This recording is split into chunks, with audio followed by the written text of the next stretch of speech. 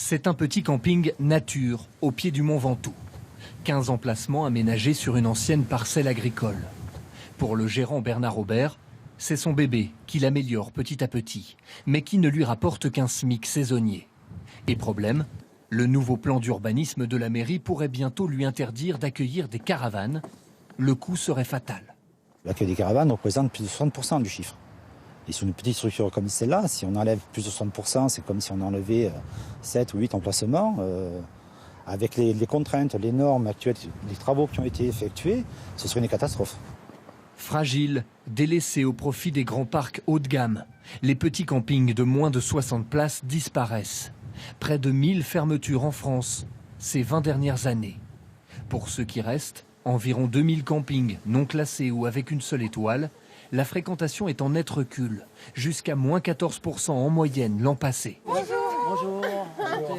Cette famille, adepte des petites structures, a parfois du mal à trouver son bonheur. On cherche que des petits campings et c'est pas été évident la semaine dernière sur le Val d'Urance. Soit ils étaient fermés, soit il y avait que des gros campings de groupes. C'est rempli de mobil-homes et moi avec ma petite ange, je suis coincé, je suis l'intrus. Voilà, en gros je suis l'intrus. Par contre ici, je me sens pas intrus. Donc il faut les préserver. Sinon j'arrête le camping. À Beaugneux, dans le Luberon, ce couple a racheté l'ancien camping municipal il y a 10 ans. Et les débuts ont été très difficiles. Pendant à peu près 6 ans, on va dire que je me suis versé un salaire de 300 € par mois. Il faut vraiment s'accrocher, quoi. Après, il y a un cap à passer, c'est le prix d'achat du camping, le remboursement du camping. Et là, il faut faire les bons choix aussi, de ne pas stagner. Ils ont tout de suite réinvesti 300 000 € dans des chalets, roulottes et surtout une piscine naturelle.